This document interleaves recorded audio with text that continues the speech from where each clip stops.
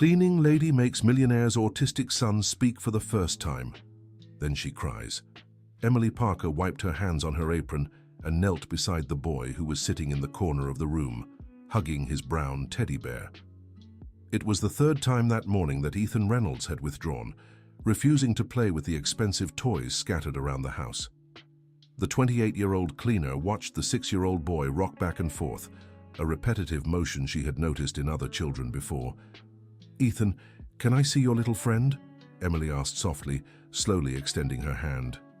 The boy stopped rocking for a moment, his dark eyes meeting hers for the first time since she had started working in that house 6 months ago. Emily felt her heart race. In all those months, Ethan had never made eye contact with her, or with anyone else in the house. "He's very handsome. What's his name?" Emily continued, keeping her voice low and calm. Ethan pressed the teddy bear against his chest but didn't look away. Emily could hear the hurried footsteps of Rachel Reynolds upstairs, probably getting ready for yet another business meeting. The businesswoman was rarely home during the day, leaving Ethan in the care of the nanny. "I have a son too," Emily said, sitting on the floor beside Ethan. "He's 8 and loves teddy bears. Do you think your little friend would like to meet other bears?" Ethan tilted his head slightly, an almost imperceptible gesture that Emily took as curiosity. She pulled out her phone and showed him a picture of her son, Tyler, hugging a blue teddy bear. "This is Tyler, my boy, and this is Blue, his teddy bear." Ethan's eyes fixed on the phone screen. Emily noticed he loosened his grip on his own bear just a little. "You know, Ethan, I think your little friend has a name too. All special teddy bears have special names." The boy looked at the bear, then at Emily and back at the bear. His lips moved slightly, as if he were trying to form words that wouldn't come out. "It's okay if you don't want to talk right now," Emily said gently. "Sometimes words get stuck inside us, don't they?"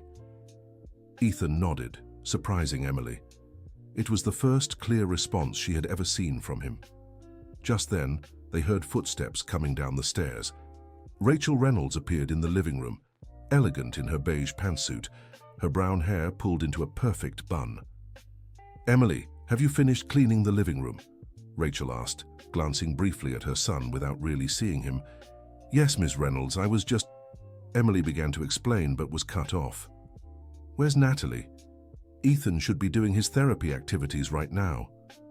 "The nanny went to the store to get ingredients for Ethan's lunch," Emily replied, standing up.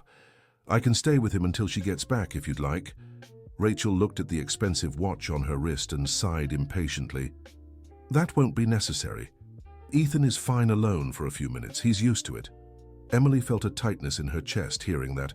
No child should be used to being alone, especially one who clearly needed human connection. "Ms. Reynolds, I've noticed that Ethan—" Emily hesitated, choosing her words carefully. "He seems to respond well to interaction. Maybe if someone spent more time—" "Emily," Rachel interrupted firmly, "I know you mean well, but Ethan has his therapies and his doctors. He doesn't need other approaches." Rachel's tone made it clear the conversation was over. Emily nodded silently, but before walking away, she glanced at Ethan one last time. The boy had been watching the whole exchange, his eyes shifting between his mother and Emily. "Buddy," Ethan said suddenly, in a low but clear voice. Both Emily and Rachel froze. The words echoed through the silent room like a small miracle. "What did he say?" Rachel asked, moving closer to her son for the first time that morning. "Buddy?" Ethan repeated, looking straight at Emily and holding up the teddy bear. "My buddy." Emily felt her eyes fill with tears. In 6 months of working in that house, she had never heard Ethan utter a single word. Rachel stood still, open-mouthed, as if she couldn't process what had just happened. "Oh my God," Rachel murmured, kneeling beside her son. "Ethan, you spoke. You said a word." Ethan looked at his mother but didn't repeat it.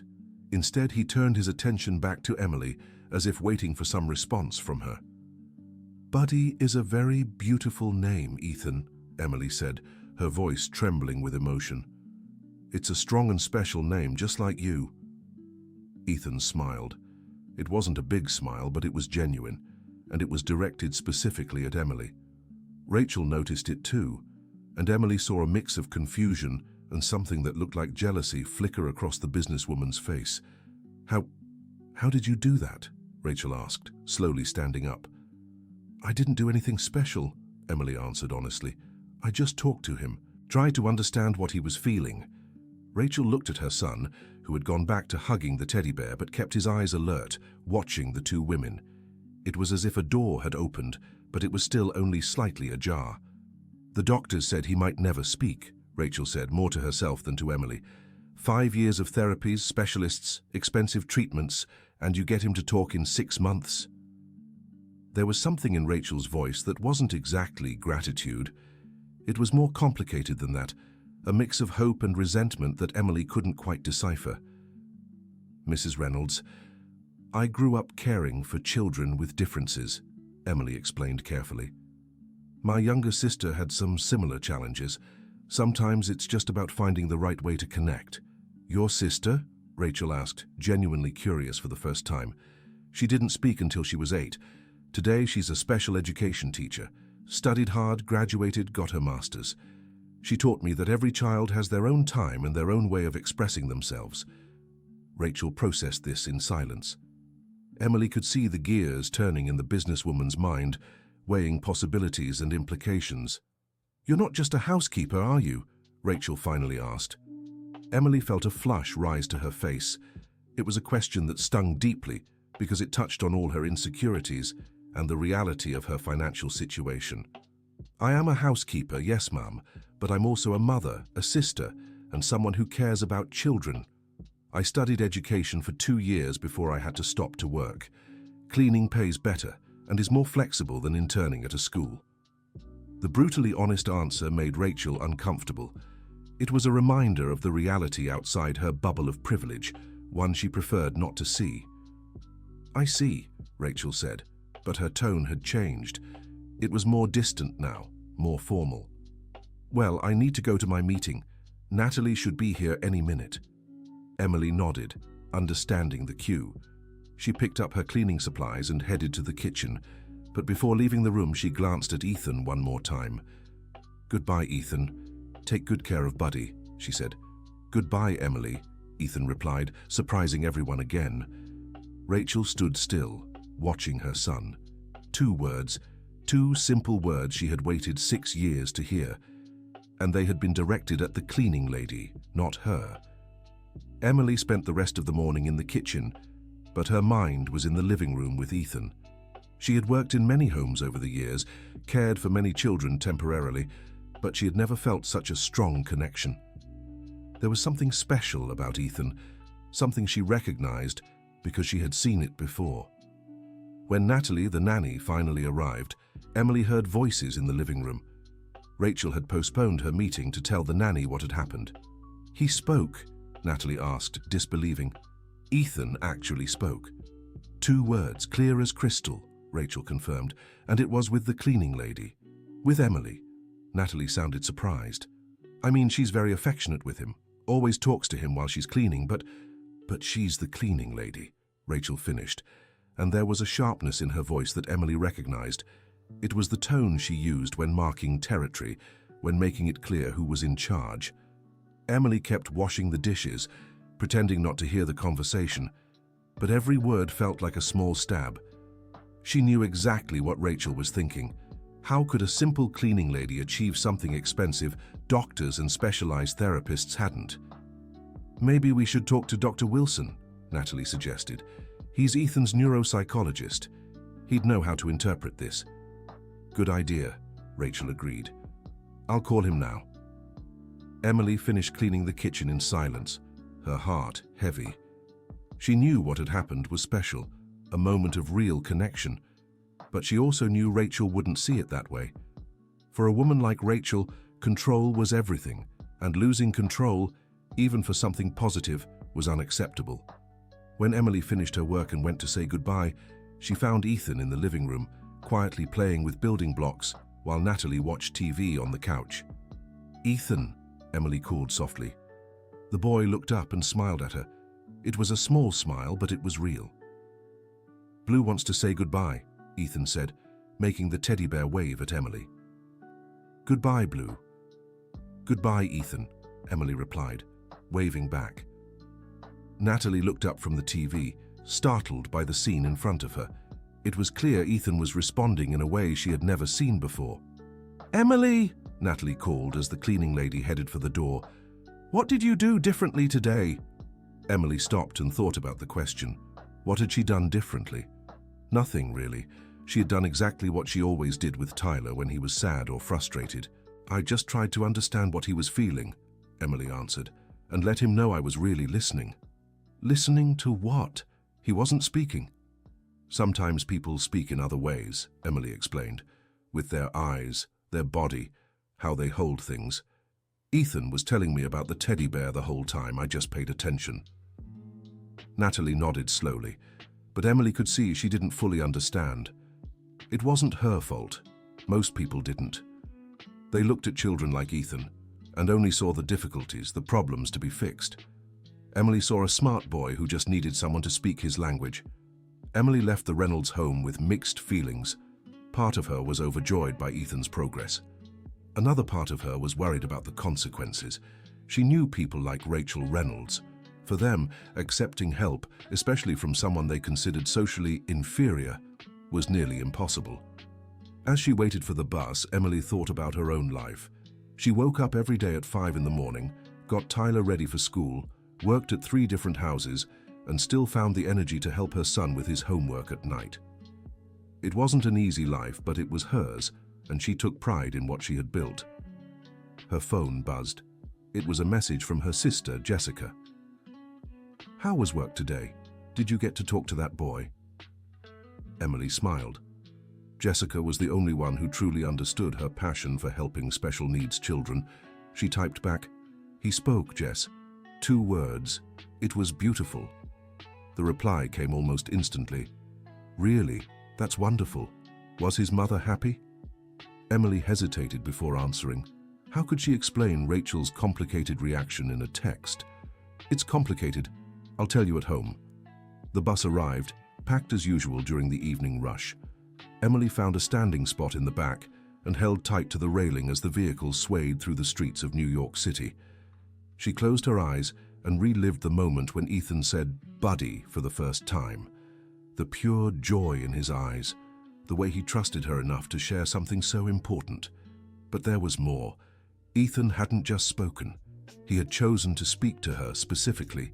There was a connection there that went beyond words, and Emily knew that was exactly what Rachel feared. When Emily got home, Tyler was at the kitchen table doing homework. At 8 years old, he was a responsible and independent boy, qualities he'd developed out of necessity. Emily always felt guilty for leaving him alone so many hours, but he never complained. "Hi, Mum," Tyler said without looking up from his notebook. "How was work?" "Interesting," Emily replied, kissing the top of his head. "How was school?" "Normal. Teacher Jennifer asked if you could come in tomorrow for a talk." Emily's stomach tightened. School talks were rarely good news. "Did she say what about?"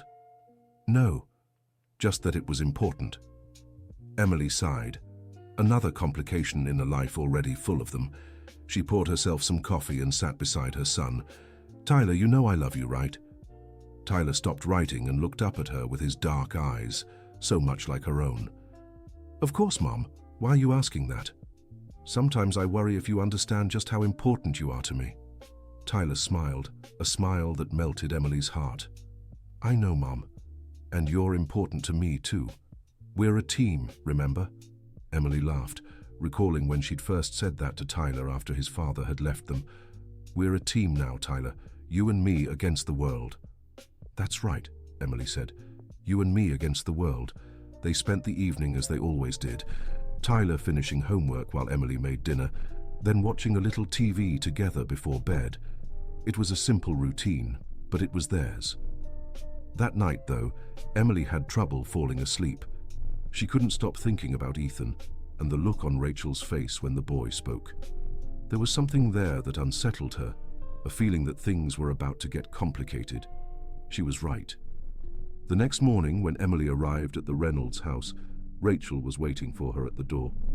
"Emily, we need to talk," Rachel said without preamble. "Of course, Mrs. Reynolds. Is something wrong?" Rachel led her into the living room, where Ethan sat in his usual spot, hugging Buddy. But this time there was a middle-aged man sitting in one of the expensive armchairs, observing the boy with professional interest. "This is Dr. Robert Wilson," introduced Rachel. "He's Ethan's neuropsychologist."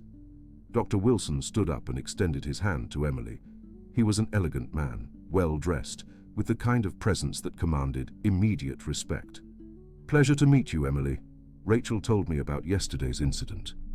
Incident. The word caught Emily off guard. To her it had been a breakthrough moment, a small but significant miracle. To them, apparently, it had been an incident. "It was truly something special," Emily said carefully. "Seeing Ethan express himself that way?" "Yes, well," Dr. Wilson interrupted. "That's exactly what I'd like to discuss. You see, Ethan has a very specific treatment plan. Every aspect of his therapy is carefully planned and monitored." Emily nodded, not fully understanding where the conversation was heading. "What happened yesterday, though it may seem positive on the surface, could have disrupted his therapeutic progress," the doctor continued. "Children with autism need consistency, established routines. Sudden changes, even seemingly positive ones, can be harmful in the long run." Emily felt as if she'd been punched in the gut. Were they suggesting she had harmed Ethan? "But he spoke," Emily said, her voice louder than intended. "He said 2 clear words. How could that be harmful?" "Emily," Rachel interjected, her tone patient but condescending. "You don't understand the complexities of autism. Dr. Wilson has decades of experience in this field." "And I have experience being the sister of a special needs child," Emily retorted, before she could stop herself. "I watched my sister struggle to communicate for years, and I saw how she flourished when someone finally truly listened to her." Dr. Wilson and Rachel exchanged a glance, and Emily realized she'd made a mistake. She had challenged their authority, questioned a professional's expertise, and that was unacceptable to people like them. "Emily," Dr. Wilson said with a smile that didn't reach his eyes, "I appreciate your passion, I truly do. But you need to understand that every case is unique. What worked for your sister may not work for Ethan." "But it did work," Emily insisted. "He spoke to me, he connected with me. Doesn't that mean anything?" "It means you have a natural talent with children," Rachel admitted, "but talent doesn't replace professional training." Emily looked at Ethan, who had been silently watching the entire conversation. His eyes were alert, intelligent, and Emily was certain he understood more than the adults in the room realized. "What are you asking me to do?" Emily finally asked. "We're asking you to continue doing your excellent cleaning work," Rachel said. "But please avoid prolonged interactions with Ethan. Leave the therapeutic work to the professionals." The words felt like daggers. Emily understood perfectly what was happening. Ethan had connected with her, and that threatened Rachel's control over the situation. It was easier to dismiss the progress as disruptive than to admit that a cleaner had achieved something years of expensive therapy hadn't. "And if I refuse?" Emily asked, knowing it was a dangerous question, but needing to ask anyway. Rachel stiffened. "Then we'll have to reconsider whether this position is the right fit for you." The threat was clear. Emily looked at Ethan again, who was now staring directly at her, as if he knew something important was happening. "I understand," Emily said finally. "Can I at least say goodbye to him, Doctor?" Robert seemed ready to object, but Rachel nodded.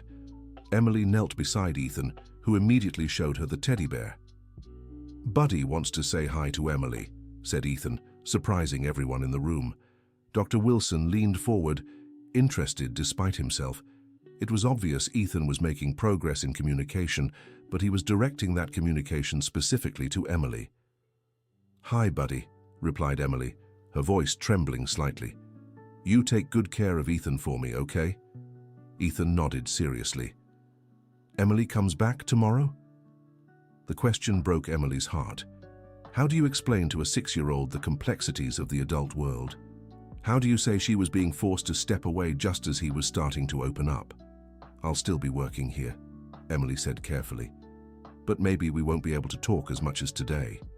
Ethan tilted his head, processing the information. Then he did something that surprised everyone. He held out the teddy bear to Emily. "Buddy wants to stay with Emily," he said.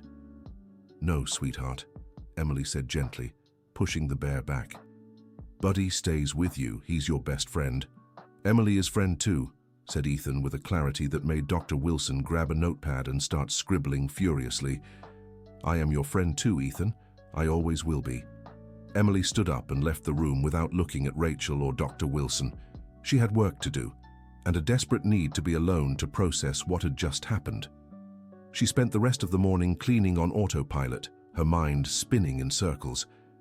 It was clear Ethan was progressing rapidly, but it was also clear Rachel wasn't ready to accept that this progress came from an inappropriate source. Around noon, Emily heard voices in the room again. Dr. Wilson was still there, apparently doing some kind of evaluation with Ethan. Emily couldn't help but overhear part of the conversation as she cleaned the nearby hallway. "Who's your best friend, Ethan?" asked Dr. Wilson. "Buddy," Ethan answered immediately. "And who else do you like?" There was a long pause. "Emily."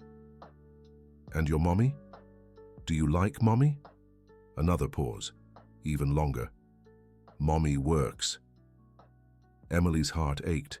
It was such a simple answer, but it revealed so much about the family dynamic. To Ethan, his mother was someone who worked, not someone who played or talked with him. "And Natalie," Dr. Wilson continued. "She takes care of you."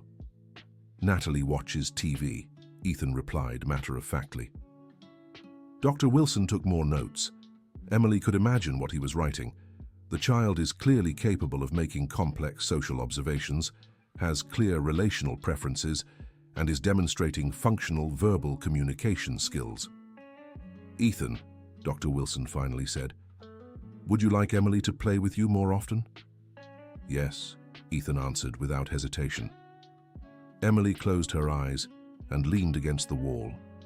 The child was clearly expressing his needs and desires, but the adults responsible for him were more concerned with protocols and territories than actually listening to what he was saying.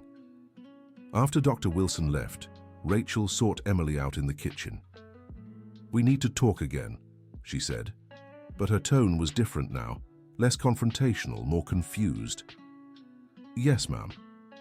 Dr. Wilson made some interesting observations about Ethan today. He said his vocabulary and communication skills are far more advanced than any previous evaluation had indicated. Emily didn't respond, waiting to see where the conversation was going. He also said Ethan shows a clear emotional bond with you, stronger than with any other adult in his life. That stung Rachel, Emily could see. What mother wants to hear that her son connects more with the housekeeper than with her? "Mrs. Reynolds," Emily said carefully, "I never meant to cause problems or challenge your authority. I see something special in Ethan. He's a bright child who just needs someone who understands his way of communicating." "But you're the housekeeper," Rachel said, and there was a hopelessness in her voice that revealed her own confusion. "How do you achieve something that I, with all the resources in the world, can't?" It was an honest and painful question. Emily chose her words carefully. "Maybe it's because I'm not trying to change him. I'm just trying to understand him." Rachel fell silent for a long moment, processing this. Dr. Wilson suggested that perhaps you could collaborate with Ethan's therapy team.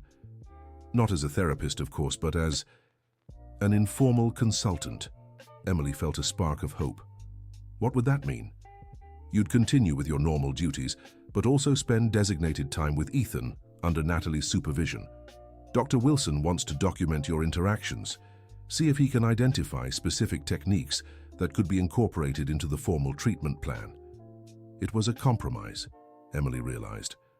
Rachel was trying to find a way to accept what was happening without completely losing control of the situation. "I'd love to do that," Emily said, "but I need to be clear that I have no formal training. I just follow my instincts." "Maybe that's exactly what Ethan needs," Rachel admitted reluctantly. In the days that followed, a new routine settled into the Reynolds home. Emily did her cleaning in the morning, then spent an hour with Ethan, while Natalie observed and took notes to share with Dr. Wilson. Ethan flourished under this new attention. He began using 3- and 4-word phrases, always directed at Emily. He talked about his dreams, the things he liked and disliked, about fears and hopes that a 6-year-old with autism felt but rarely managed to express. "Emily, why doesn't Mommy play?" Ethan asked during one of their sessions. It was exactly the kind of question Emily dreaded. How do you explain complex family dynamics to a child? "Your mommy loves you very much, Ethan. Sometimes grown-ups get too busy and forget how to play." "Can you teach Mommy to play?" Emily glanced at Natalie, who was scribbling furiously. It was clear Ethan understood more about his family situation than anyone had realized. "Maybe we can try," Emily said. "Would you like your mommy to play with you?" "Yes, and for her to talk to me like you do." "Like I talk to you?" Ethan thought for a moment, searching for the right words. "Like I matter." Natalie stopped writing. The brutal simplicity of Ethan's observation left both women speechless. That evening, Natalie shared the day's notes with Rachel. Emily wasn't present for that conversation, but she could imagine how it went. Rachel discovering through her own son's words that he didn't feel important to her. The next day, something had changed. Rachel came home early and asked to observe one of Emily's sessions with Ethan. "Can I join?" she asked hesitantly. Ethan looked at his mother, then at Emily, as if asking for permission. Emily nodded encouragingly. "Of course, Ethan. Your mommy wants to play with you." "Does mommy know how to play?" Ethan asked Rachel directly. The question caught Rachel off guard. When was the last time someone had asked if she knew how to play? I can learn," Rachel said, sitting on the floor beside her son. "Emily can teach," Ethan suggested. And so Emily found herself in the surreal position of teaching a millionaire businesswoman how to play with her own son. She showed Rachel how to follow Ethan's rhythm, how to interpret his non-verbal expressions, how to respond to his communication attempts. "He's telling me something with his eyes," Rachel said during one session, frustrated. "But I don't understand what." "Look where he's looking," Emily suggested. "Ethan always looks at what he wants or what he's thinking about." Rachel followed Ethan's gaze and saw he was staring at a photo on the side table, a family picture taken before the diagnosis, when Ethan was a baby. "Do you want to tell me about the photo, Ethan?" Rachel asked. Ethan nodded and got up to grab the picture. "Baby Ethan." Mommy smiles. Rachel looked at the photo and realized Ethan was right. In the picture, she was smiling, genuinely happy. When was the last time she had smiled at Ethan like that? "Do you want Mommy to smile more?" Rachel asked. "Yes." Emily smiles. Ethan likes. It was a painful but necessary comparison. Rachel was starting to understand that her son had been observing and analyzing the people around him far more than she'd ever imagined. In the following days, Rachel began spending more time at home, joining Emily and Ethan's sessions. It was slow progress, full of awkward moments where she clearly didn't know how to act, but Ethan was patient with her. "Mommy's learning," Ethan told Emily one day, as if reassuring the housekeeper. "You're being a good teacher for your mom," Emily replied. "Like Emily is good teacher for Ethan." It was a sweet moment, but Emily noticed something in Rachel's expression that worried her. There was tension there, as if she were wrestling with something internally. After the session, Rachel asked to speak with Emily privately. "I have a proposal for you," Rachel said. "Dr. Wilson was impressed with Ethan's progress. He wants to formally document your techniques, maybe even write a paper about it." Emily felt a chill in her stomach. "What does that mean?" "It means you'd become an official part of Ethan's therapy team. Part-time work, with a matching salary. You wouldn't be the housekeeper anymore. You'd be his special therapy assistant." It was a generous offer, more money than Emily made cleaning 3 houses, but there was something in Rachel's tone that made her wary. "What's the catch?" Emily asked. "There's no catch," Rachel said quickly. "It's just, well, we'd need detailed records of everything. Recording sessions, documenting every interaction, and there'd be other people involved, other specialists observing and analyzing." Emily understood immediately. They wanted to turn her natural connection with Ethan into a study subject, something to be dissected, analyzed, and replicated. It was financially tempting, but it would mean the end of the spontaneity that made her interactions with Ethan so special. "Can I think about it?" Emily asked. "Of course, but don't take too long. Dr. Wilson wants to start the formal study next week." Emily spent that entire night awake, weighing her options. The money would be a blessing for her and Tyler. They could move to a better place, she could go back to school. Tyler could have opportunities she'd never been able to give him. But there was Ethan to consider too. He was clearly benefiting from their natural, unstructured interactions. Turning it into formal therapy with cameras and observers and protocols would change everything.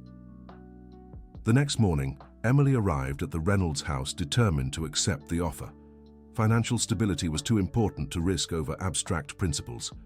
But when she saw Ethan running to greet her, his face lit up with genuine joy. She hesitated. "Emily, Buddy wants to show you something new," said Ethan, pulling her by the hand. He led her to his room, where he had built an elaborate tower with building blocks. But what struck Emily wasn't the tower itself, but the fact that Ethan had created a little scene around it. Toy cars parked nearby, figurines positioned as if they were visiting. "Ethan, this is amazing," Emily said, genuinely impressed. "You made a whole city." "It's for Emily," said Ethan. "Emily can come live in Ethan's city." Emily's heart tightened.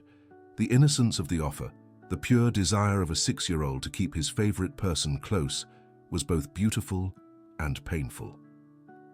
"Ethan, you know I can't really live in your city, right?" Emily said gently. "Why?" "How do you explain economics, social class, adult reality to a child?" Emily chose simplicity. "Because I have my own home with my son Tyler, but I can visit your city whenever I come to work here." Ethan considered this seriously. "Can Tyler come too?" "Maybe one day," Emily said, though she knew it would likely never happen. At that moment, Rachel appeared in the doorway. "Emily, have you thought about my proposal?" Emily looked at Ethan, who was carefully adjusting the figurines in his block city, completely absorbed in his creative world. Then she looked at Rachel, who was anxiously waiting for an answer. "I have to say no," Emily finally said. "No?" Rachel seemed genuinely shocked. "But why? It's an amazing opportunity, much better than being a cleaner," Emily finished. "Maybe it is, but it would be the end of what Ethan and I have. He doesn't need another therapist. He needs someone who sees him as he is, not as a case study." Rachel opened her mouth to argue, but Ethan interrupted. "Is Emily leaving?" he asked, looking between the two women with worry. "No, sweetheart," Emily said quickly. "I'll keep coming here. I'll keep being your friend." "And the cleaning?" Rachel asked coldly. "I can keep cleaning and spending time with Ethan, like we've been doing. No cameras, no protocols, no turning him into an experiment." The tension in the room was palpable. Ethan could sense something was wrong, even if he didn't fully understand what. "Buddy is sad," Ethan said, hugging his teddy bear. "Why is Buddy sad?" Emily asked, kneeling beside him. "Because the grown-ups are fighting." Ethan's simple observation made both Emily and Rachel pause. They had been arguing about his future right in front of him, as if he couldn't understand or be affected by it. "You're right, Ethan," Emily said. "Grown-ups sometimes forget that children can hear and understand. I'm sorry if we made you or Buddy sad." Ethan nodded seriously. "It's important to listen to kids." "It's very important," Emily agreed, looking meaningfully at Rachel. Rachel was silent for a long moment, processing her son's words. When she finally spoke, her voice was softer. "You're right, Ethan. And you're both right too. Maybe I got too carried away with the idea of documenting everything. Maybe some things are better when they're not analyzed to death." It was progress, but Emily could see Rachel was still struggling with the situation. Accepting that a cleaner had achieved something years of professional therapy hadn't shook all her beliefs about how the world worked. In the days that followed, a new tension settled in the house. Dr. Robert had been disappointed by Emily's refusal to participate in the formal study and had suggested it might be best to better regulate her interactions with Ethan. "What does that mean?" Emily asked when Rachel brought it up. "It means Dr. Wilson thinks Ethan might be becoming too dependent on you. He's worried it could interfere with him developing relationships with others. Do you agree with him?" Rachel hesitated. "I don't know. Part of me sees how much Ethan has flourished since you started working here, but another part worries that..." Maybe you're replacing people who should be more important in his life. Like you? The question was direct but necessary. Rachel flinched as if struck. Like me, she admitted. Mrs. Reynolds, Emily said carefully, I never meant to replace you. I only wanted to help Ethan find his voice. And now that he has, maybe it's time for you to learn to listen to that voice too. What do you mean? Ethan's been trying to tell you things for years. What he needs, how he feels, what he wishes were different. Maybe if you spent less time listening to experts and more time listening to your own son. Are you telling me how to raise my child? Rachel's voice hardened again. I'm saying your son is an amazing boy who just wants to connect with you, and he's showing he's capable of that. The question is whether you're ready to connect with him too. It was a difficult conversation, touching on all of Rachel's fears and insecurities as a mother. Emily could see the internal struggle on her face, the conflict between wanting what was best for Ethan and not knowing exactly what that meant. Dear listener, if you're enjoying the story, don't forget to like and especially subscribe to the channel. It helps us a lot as we're just starting out. Now, back to the story. The tension reached a breaking point the following Friday. Dr. Wilson had arranged a meeting with Rachel to discuss a revised treatment plan for Ethan, which included significantly reducing the time Emily spent with him. It's for his own good, Dr. Wilson explained when Emily was informed of the decision. Ethan needs to learn to communicate with a variety of people, not just you. But he is communicating, Emily protested. Yesterday, he had a 10-minute conversation with Natalie about his favorite books. Last week, he told his mother about a dream he had. He's generalizing the skills he's developed.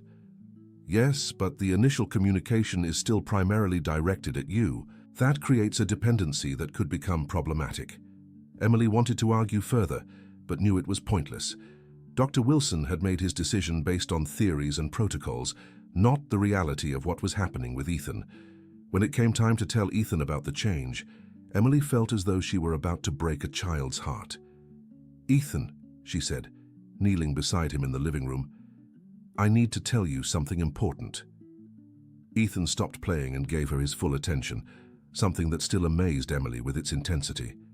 Remember how we talked about how things sometimes change, even when we don't want them to? Ethan nodded slowly.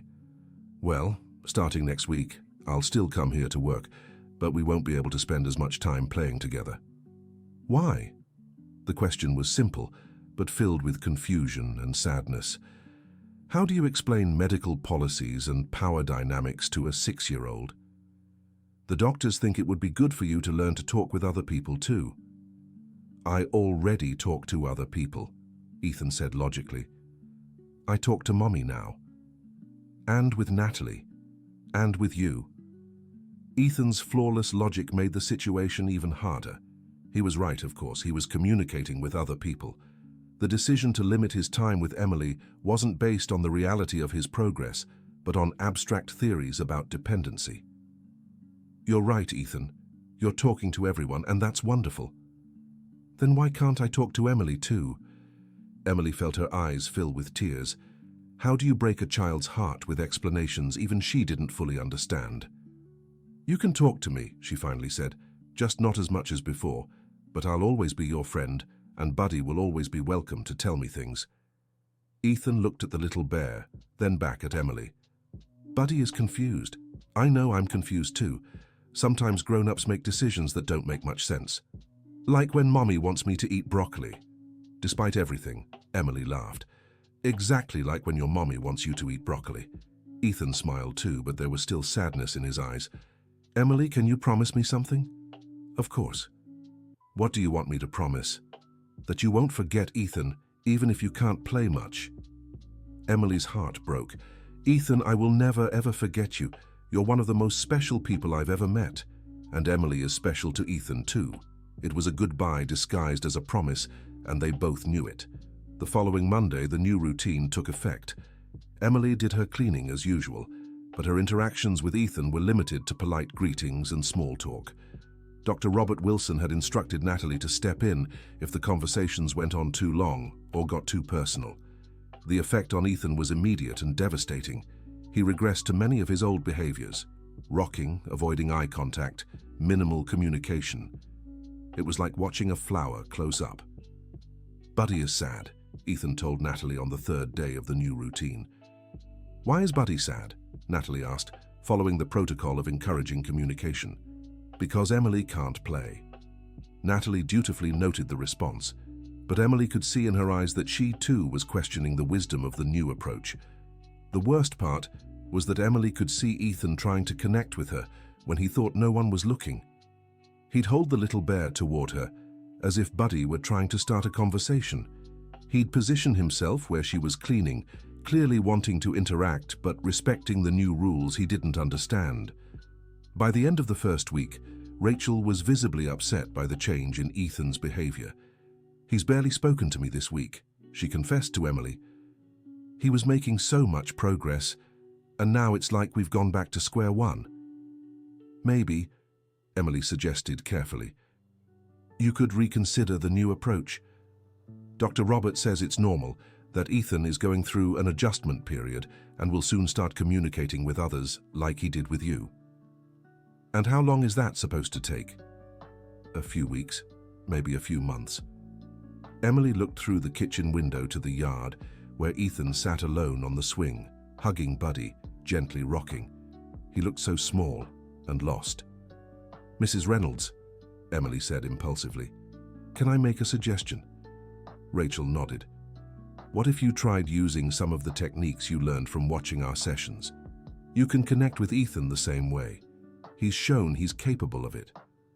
But what if I do it wrong? What if I confuse him even more? You're his mother. You can't go wrong if it comes from a place of real love. Rachel looked at her son in the yard. He looks so lonely. He's lonely. He had found a way to connect, and now he feels that way has been taken from him. Rachel stayed silent for a long moment. Then, surprisingly, she left the kitchen and went into the garden. Emily watched her through the window as she approached Ethan on the swing. Emily couldn't hear the conversation, but she could see their body language. Ethan initially shrank back when he saw his mother approaching, as if expecting more changes or rules. But Rachel sat on the swing beside him and simply stayed there for a while. After a few minutes, Emily saw Ethan turn to his mother and say something. Rachel responded, and for the first time in weeks, Emily saw Ethan smile. The conversation lasted nearly 20 minutes. When they finally came back inside, both seemed different. Ethan was more animated, more present. Rachel looked more relaxed, more connected with her son. How did it go? Emily asked when Rachel passed through the kitchen. Surprising, Rachel replied. He told me about his dreams, about the things that scare him, about how he feels when people talk about him as if he can't hear. The last remark was particularly poignant. It was a reminder that Ethan was always listening, always processing, always understanding more than the adults around him gave him credit for. Did he mention me? Emily asked, curious but hesitant. He said he misses talking to you. He said Buddy misses it too. And then he asked me if I knew how to make Buddy happy again. Emily felt a wave of love and sadness. Even in his confusion, Ethan was concerned about the well-being of everyone around him. What did you say? I told him I'd think about it. And I am thinking. A lot. In the days that followed, something shifted in the household dynamic. Rachel began spending more time with Ethan, applying the techniques she had learned by watching Emily. She was still awkward at times, still struggled with the patience Ethan's interactions required, but she was genuinely trying. Ethan responded positively to his mother's renewed attention, but Emily could see he was still grieving the loss of his closest friendship. He was politely engaged, but the spontaneous joy that had once defined their interactions was missing. On Friday of the second week, Dr. Wilson returned for an evaluation. Emily was cleaning upstairs when she heard voices in the living room below. She didn't mean to eavesdrop, but it was impossible not to hear. Ethan is certainly communicating more with you, Rachel, Dr. Wilson was saying. That's exactly what we hoped for. Yes, but... Rachel hesitated. He doesn't seem as vibrant as before. It's like something inside him has dimmed. That's temporary. He's learning to form appropriate bonds instead of unhealthy fixations. Emily felt anger rise in her chest. Unhealthy fixation. Was that how they saw the genuine connection she and Ethan had built? "Dr. Wilson," Rachel said slowly, "can I ask you something? When Ethan was interacting regularly with Emily, he was progressing rapidly in every area: communication, socialization, even motor skills. Why would that be considered negative?" "Because it wasn't sustainable, Rachel. It was dependent on one specific person. Children with autism need to learn to adapt to change, to communicate with multiple people. Focusing on one person creates vulnerabilities. But all children have favorite people. All children connect more deeply with some than others. Why should it be different for Ethan?" Dr. Wilson paused before answering. "Because Ethan has autism. His needs are different." "But what if they aren't?" Rachel pressed. "What if Ethan just responded to someone who truly listened to him, who really tried to understand him? What if the reason he progressed so much with Emily was because she treated him like a normal child who happens to have autism, rather than a diagnosis that happens to be a child?" Emily stopped cleaning, surprised by Rachel's clear articulation of what had happened. That was exactly it. Emily had never seen Ethan as the autistic child. She had seen him as Ethan, an interesting and intelligent boy who communicated a little differently. "Rachel," said Dr. Wilson, and there was a warning tone in his voice, "you're questioning decades of research and clinical practice based on an emotional observation." "No, I'm questioning whether decades of research and clinical practice have produced the results we saw in 2 weeks of Emily simply being kind to my son." The silence that followed was tense. Emily could imagine Dr. Wilson struggling with the challenge to his professional authority. "If you're dissatisfied with the current approach," he said finally, "perhaps we should consider other specialists." "Perhaps we should consider listening to Ethan," Rachel countered. "Ethan, can you come here, please?" Emily heard small footsteps coming down the hallway. Ethan must have been nearby, probably listening to at least part of the conversation. "Ethan," Rachel said when he entered the room, "Dr. Wilson and I are talking about how to help you feel happy and communicate well. Can you tell us what makes you feel better?" There was a long pause. Emily imagined Ethan processing the question, considering whether it was safe to give an honest answer. "Emily makes me feel better," Ethan said finally. "Why?" Rachel asked gently. "Because she listens to Buddy, and she listens to Ethan, and she doesn't get sad when Ethan is different." The simplicity of the answer was devastating in its honesty. Ethan had managed to articulate in a few words what had taken weeks of therapy to uncover. "Dr. Wilson," Rachel said after a moment, "I'd like a second opinion." "Rachel, I understand you're emotionally invested, but no, you don't understand. My son just told me clearly what makes him feel better. And it's not protocol therapy or medication or structured exercises. It's a person who genuinely listens to him. And you're telling me to ignore that. I'm saying we must be careful not to mistake short-term progress for healthy long-term development. And I'm saying maybe it's time to consider that healthy long-term development starts with accepting my son exactly as he is." The conversation ended abruptly after that. Emily heard Dr. Wilson leave, clearly unhappy with how things had gone. She went downstairs to continue her work, pretending she hadn't heard anything. Rachel found her in the kitchen an hour later. "Emily, I need to apologize." "Why, Mum?" "For not trusting you from the start, for letting my fear of losing control of the situation be more important than my son's well-being." Emily stopped what she was doing and looked directly at Rachel. "Ms. Reynolds, you were trying to do what you thought was best for Ethan. No mother should apologize for that. But I wasn't doing what was best. I was doing what was most comfortable for me, and there's a difference." It was a brave admission, and Emily respected her for it. "What do you want to do now?" Emily asked. "I want you to spend time with Ethan again, not as part of a study or protocol, but as a friend, someone who cares about him and whom he cares about." "And Dr. Wilson?" "Dr. Wilson works for me, not the other way around. And if he can't accept an approach that clearly benefits my son, then maybe it's time to find someone who can." It was a courageous decision for a mother who had trusted experts for years. Emily felt a wave of respect for Rachel. "I'd love that," said Emily. But I'd like to suggest something. What? That you join our interactions, not as an observer, but as a participant. Ethan clearly wants to connect with you too. Maybe we can figure out together how to make that happen. Rachel considered the suggestion. Would you be willing to teach me? Formally, I mean. You don't need formal teaching. You need time and patience to learn your own son's language, and you're already starting to do that. In the following days, a new dynamic settled in the Reynolds home. Emily returned to spending regular time with Ethan, but now Rachel often joined them. It was an unusual trio, the housekeeper, the millionaire businesswoman, and the child who had brought them together. Ethan flourished under this new attention. His communication expanded rapidly, not just with Emily, but with his mother too. He began telling elaborate stories about Buddy, asking complex questions about the world around him, and expressing his emotions in increasingly sophisticated ways. "Mommy," Ethan said one day during one of their sessions. "Why were you sad for so long?" The question caught Rachel off guard. "Sad? I wasn't sad, sweetheart." "Yes, you were. You didn't smile at Ethan, and you always talked on the phone with an angry voice." Emily watched Rachel struggle with Ethan's precise observation. It was true. She had been stressed and distant for years, so focused on fixing Ethan that she had forgotten to simply enjoy his company. "You're right, Ethan. Mommy was worried. I really wanted to help you, but I didn't know how. Emily knew how.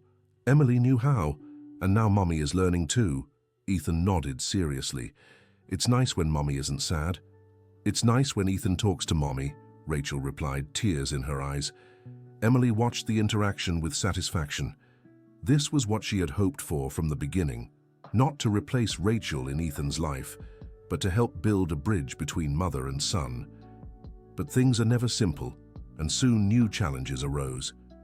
Dr. Robert Wilson, unhappy with his loss of influence, began questioning Rachel's competence as a mother. He suggested she was being emotionally manipulated by an unqualified employee.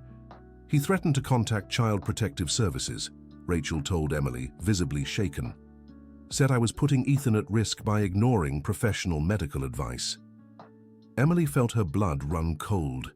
She knew what it meant for a family to have social services investigating their parenting. Even when there was no real cause for concern, the process was traumatic and invasive. "Can he do that?" Emily asked. "Technically, yes. Any healthcare professional can report suspected neglect or abuse, and he could argue that denying proper medical treatment constitutes neglect. But Ethan is making progress. Anyone can see that."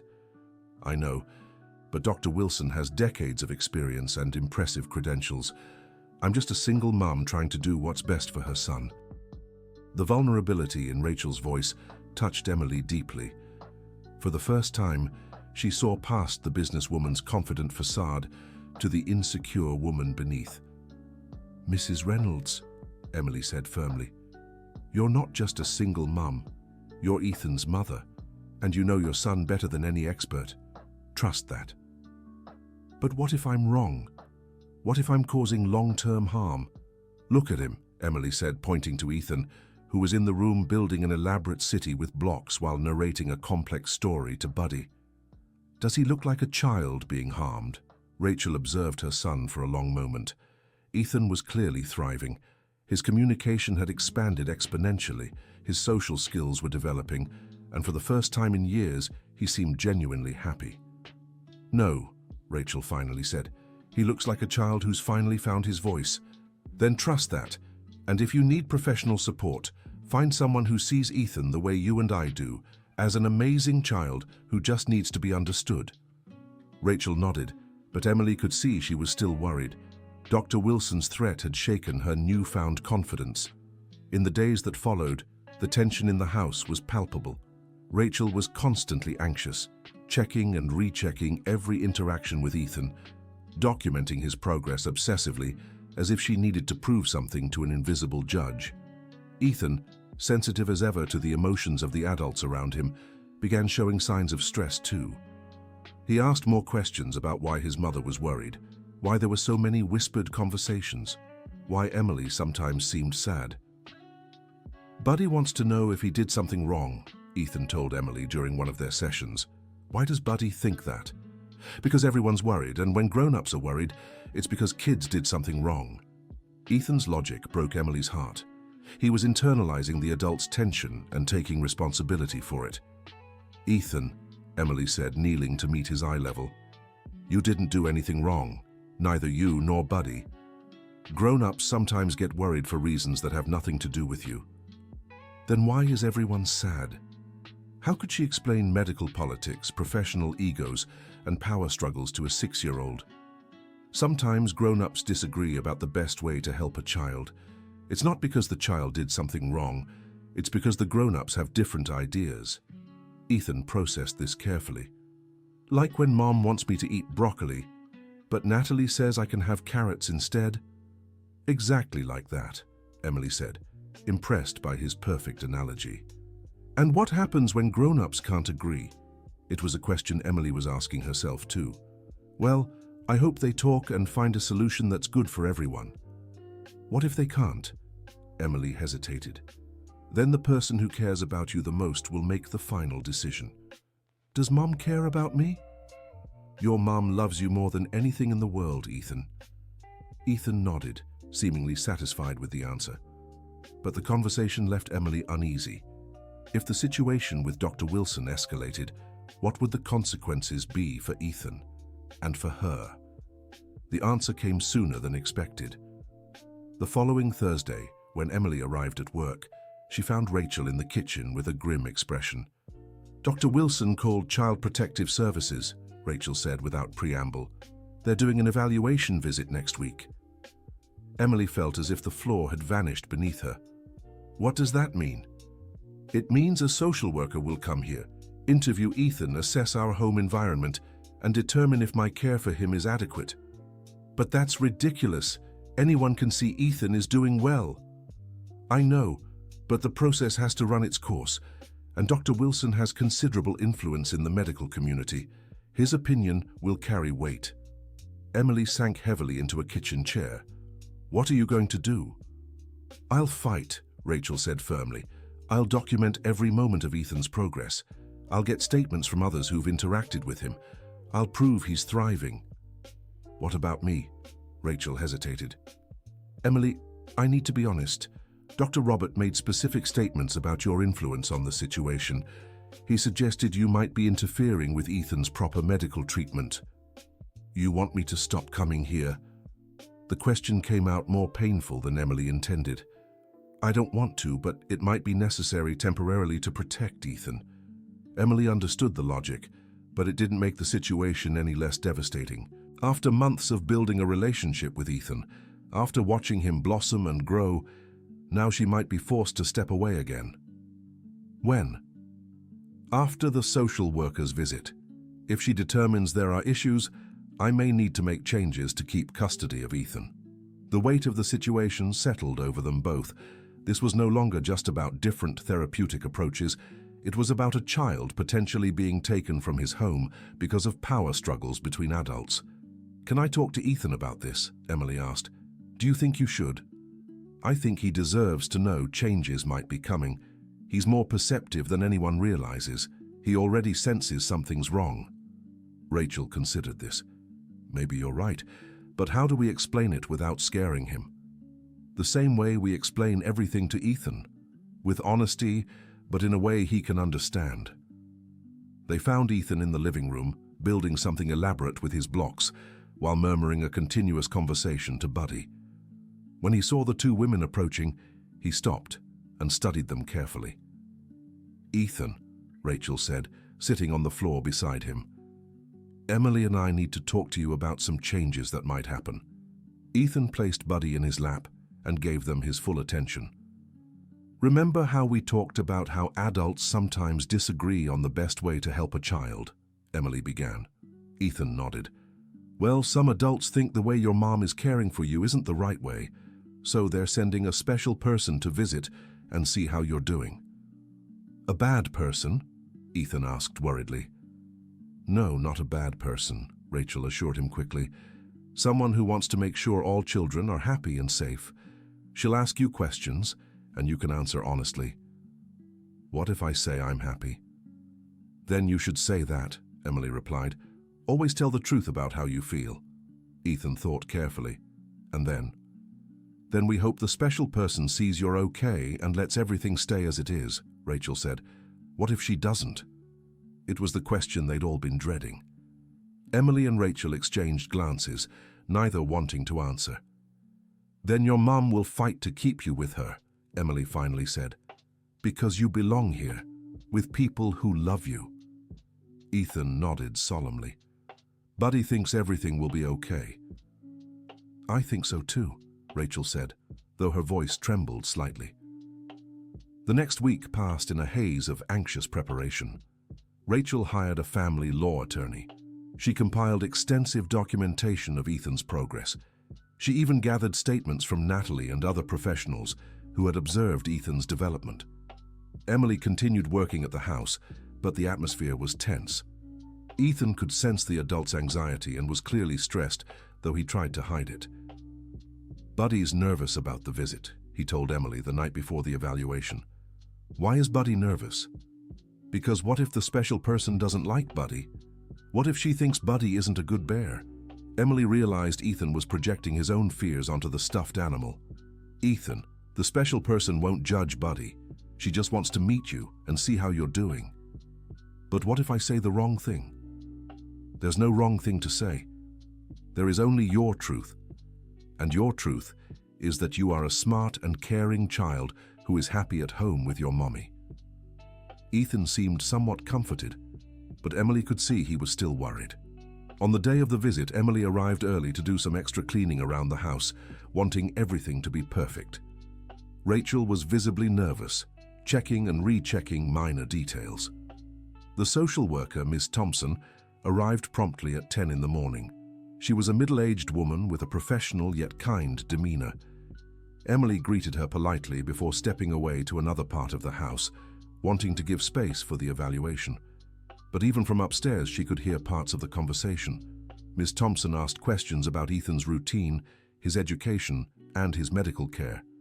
Rachel answered everything calmly, clearly well prepared. Then came the time for Miss Thompson to speak with Ethan alone. Emily quietly went down to the kitchen, where she could hear better without being seen. Hi, Ethan, Miss Thompson said gently. I'm Sarah. Can I sit here with you? Yes, Ethan replied politely. This is Buddy. Hi, Buddy. He's very handsome. Are you two good friends? Yes. Buddy is my best friend. But Emily is my friend too. Emily's heart clenched when she heard Ethan mention her voluntarily. Tell me about Emily, Miss Thompson said. Emily is kind. She listens when I talk, and she listens when Buddy talks too. She taught me it's okay to be different. Do you think you're different? Yes, I didn't talk before, but now I do.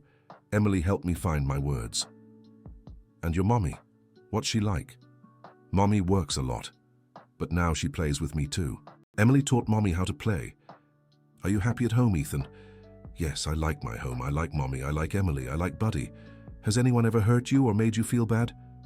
No. Mommy takes care of me. Emily takes care of me. Natalie takes care of me too. Ethan, if you could change one thing in your life, what would it be? There was a long pause. Emily held her breath, wondering what Ethan might say. I wish the doctor wasn't mad at Mommy, Ethan finally said. Mommy gets sad when the doctor talks to her. The answer was so perceptive and mature, it left Emily speechless. Ethan had pinpointed the exact source of stress in their home. Why do you think the doctor gets mad at your mommy? Ms. Thompson asked. Because Mommy doesn't do what he wants, but Mommy is right. I like how Mommy takes care of me now. The interview continued for a few more minutes, but Emily had already heard enough. Ethan had expressed himself clearly and eloquently. He had shown not only that he was well cared for, but that he was thriving. After Ethan finished, Miss Thompson spent some time observing him interacting naturally with Rachel. Emily could hear laughter coming from the living room, a sound that had become more common in recent weeks. Finally, Ms. Thompson asked to speak with Emily as well. I understand you have a special relationship with Ethan, she said, when they sat in the kitchen. Ethan is a special child, Emily replied carefully. He connects in unique ways, and I was lucky to figure out how to connect with him. Dr. Wilson has expressed concerns about your influence on the family. He suggested you might be interfering with proper medical treatment. Emily chose her words carefully. I've never advised anyone to ignore medical advice. I simply spent time with Ethan and found that he responds well to genuine, respectful communication. And have you seen progress in him? I've seen a child find his voice. I've seen a mother learn to connect with her son. I've seen a family grow closer and happier. Ms. Thompson took notes as Emily spoke. Ethan clearly has a lot of affection for you. And I for him. He's taught me as much as I've taught him, maybe more. Do you have any formal training in child development or autism? No formal training, but I have personal experience with a sister who faced similar challenges, and I've completed 2 years of studies in education. Why didn't you finish your degree? Emily hesitated. It was always painful to explain the circumstances that forced her to abandon her educational dreams. Family circumstances. I had to work to support my son. Ms. Thompson nodded understandingly. And now, are you interested in resuming your studies? I've always been interested, but I don't know if it'd be financially possible. Murmured Ms. Thompson, making more notes.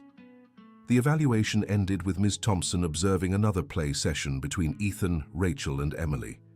It was a natural and joyful session, with Ethan clearly comfortable and communicative. I'll have my decision in a few days, Ms. Thompson said as she prepared to leave. But I can say Ethan is clearly a happy and well-cared-for child. After she left, Rachel collapsed onto the couch in relief. I think it went well, she said. You think so? Asked Emily, still nervous. Ethan was amazing. He expressed himself so well, was so articulate about his feelings and needs. If that doesn't impress a social worker, nothing will. Ethan, seemingly unaware of the adult's tension, had returned to his blocks, building something new while talking to Buddy. Buddy is happy, he announced. Miss Sarah was kind. Yes, she was, Rachel agreed, and you were very brave talking to her. I told the truth. Emily said to always tell the truth. Emily felt a surge of pride and affection. Ethan had navigated a difficult situation with grace and honesty, showing maturity far beyond his 6 years. The next few days passed slowly. Rachel was anxious to hear Ms. Thompson's decision. Emily kept working, but felt a constant tension, knowing her future with the family depended on the evaluation's outcome. Finally, on Friday, the phone rang. Rachel answered with a tense voice. Mrs. Reynolds? Emily heard Ms. Thompson's voice through the speakerphone. I've completed my evaluation. And, Rachel asked, barely hiding her anxiety, Ethan is clearly receiving adequate and loving care. He's an articulate, happy, and well-adjusted child. I see no basis for concern about neglect or abuse. Rachel closed her eyes in relief. Thank you. However, Ms. Thompson continued, I'd like to make a few recommendations. Emily's heart sank. Here came the restrictions, the limitations that would undo the progress Ethan had made. First, I recommend you continue exactly as you are. Ethan's progress is remarkable, and the current approach is clearly working. Rachel and Emily exchanged surprised glances. Second, I recommend Ethan be evaluated by a different professional, someone who can offer a fresh perspective on his needs and progress. And Dr. Wilson? Rachel asked. Dr. Wilson is certainly qualified, but sometimes a second opinion is valuable, especially when there's unexpected progress. It was a diplomatic way of saying Dr. Wilson had lost credibility with his aggressive, inflexible approach. Finally, Ms. Thompson said, I'd like to suggest Emily consider formalizing her role in Ethan's care. She clearly has a natural talent, and with some additional training, she could be a valuable resource for other families as well. The suggestion caught Emily completely off guard. How so? There are certification programs for therapeutic assistance. With your experience and natural intuition, you could easily qualify, and I know several organizations that offer scholarships for people in your situation. Emily was speechless. The possibility of turning her passion for helping children like Ethan into an actual career had never seemed possible. I'd like to know more about that, she finally said. I'll send you some information. And Mrs. Reynolds, congratulations. You've clearly made tough decisions in your son's best interest. Ethan is lucky to have a mother who advocates for him so fiercely. After the call ended, the house fell silent for a moment. Then Ethan appeared in the living room as if sensing something important had happened. "Will people stop being sad?" he asked. "Yes, sweetheart," Rachel said, pulling him into a hug. "People will stop being sad." "And will Emily still be my friend?" "I'll always be your friend, Ethan," Emily said, kneeling to meet his height. "Always." Ethan smiled, the kind of smile that lit up his whole face. "Buddy is really happy." "I'm happy too," Rachel said, and for the first time in months she sounded genuinely happy. In the months that followed, significant changes unfolded in everyone's lives. Dr. Wilson was quietly removed from Ethan's care team, replaced by a younger professional more open to unconventional approaches. Emily enrolled in the certification program Miss Thompson had suggested, studying at night after Tyler fell asleep. Rachel, impressed by Emily's dedication, offered to help with costs and adjusted her work schedule to accommodate the classes. Ethan continued to thrive. His communication developed to the point where he was ready to start regular school with additional support. His bond with Rachel deepened as mother and son created their own special traditions and rituals. Tyler finally met Ethan during a special visit. The two boys immediately connected over their teddy bears, forming a friendship that brought even more joy to both their lives. "Emily," Ethan said one day, nearly a year after his first word, "I want to tell you a secret." "What secret?" Emily asked, always eager to hear what Ethan had to say. "Before you came, I had words inside me, but they were stuck. You helped me let them out." "How did you know they were there?" Ethan thought carefully about the question. "Because I heard other people talking and I understood. I just didn't know how to make my words come out too. And now? Now my words come out easy. And sometimes I have so many words, I don't know which one to use first." Emily laughed. "That's a good problem to have." "Emily, will you help other kids like me?" "I hope so. You've taught me so much about connecting with special children." "Good," Ethan said with satisfaction, "because there are lots of kids with words stuck inside them too." As Ethan returned to his play, Emily reflected on the journey they'd all taken. It had started with a simple connection between a cleaner and a child, but had grown into something far greater. Rachel had learned to be not just a provider for Ethan, but a true companion. She'd discovered that love wasn't about controlling or fixing, but about accepting and supporting. Emily had realized her passion for helping children could become more than a hobby. It could be her calling. She was on her way to becoming a certified therapeutic assistant, with plans to eventually open her own support center for families of special children. And Ethan? Ethan had found his voice in every possible way. He had learned not just to speak, but to express himself, to stand up for himself, to form meaningful connections with the people around him. But perhaps most importantly, he had taught the adults in his life that sometimes the most powerful thing you can do for a child is simply to listen, really listen, and accept them for who they are. "Emily," called Ethan from the living room, "Buddy wants to know if you can come here." "I'll be right there," replied Emily, smiling. Some things never changed. Ethan still had important conversations with Buddy. He still needed time and space to process the world around him. He was still a unique child with his own special way of seeing and interacting with the world. But now, he had people in his life who understood and valued those differences. He had a mother who had learned to see his uniqueness as a gift, not a problem to be solved.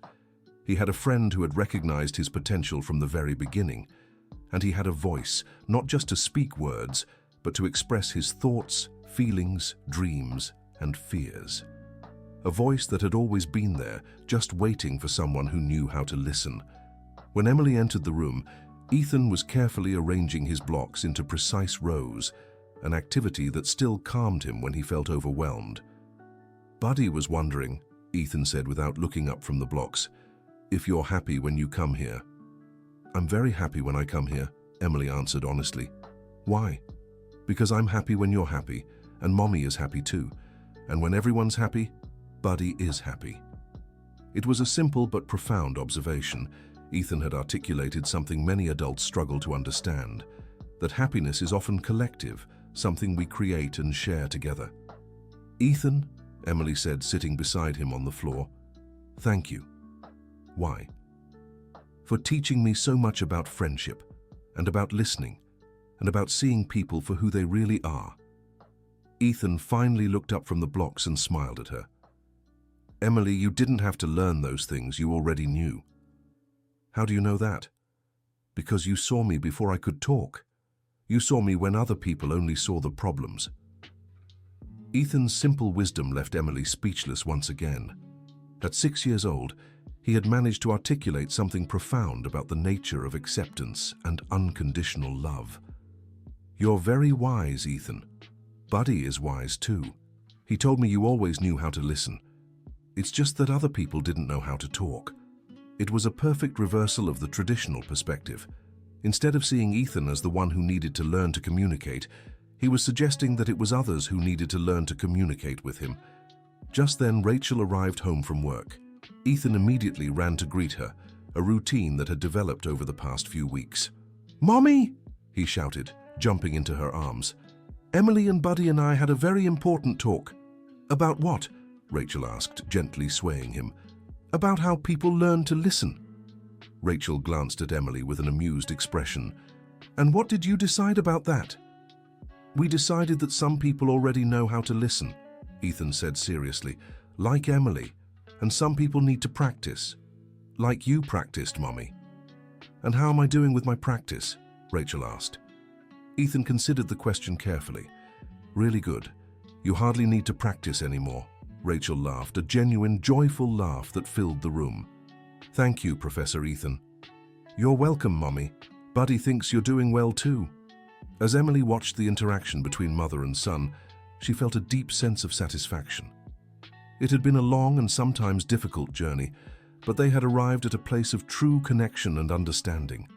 Ethan had found his voice, Rachel had discovered a way to connect with her son, and Emily had uncovered her purpose in life.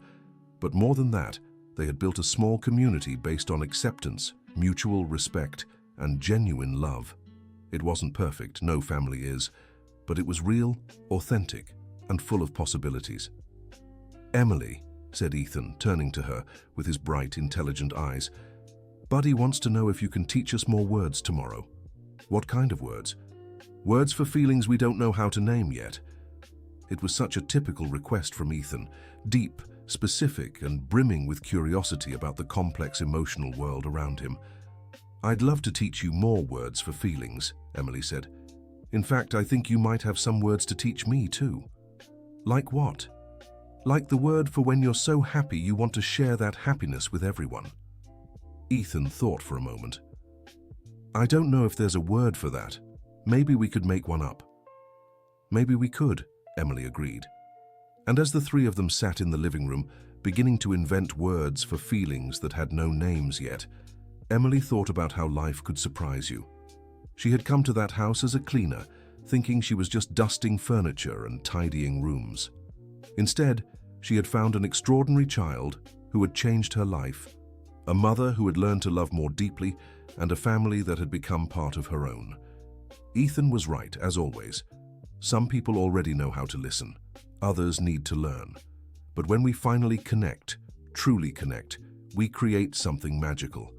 And that magic had only just begun. The end of the story. Now tell us what you thought of Ethan's story and his journey to find his voice. Do you think Emily made the right choices in standing up for Ethan? And Rachel, did she succeed in becoming a better mother? We'd love to hear your honest thoughts. Thank you so much for being here. Don't forget to like and subscribe to the channel so you don't miss other heartwarming stories.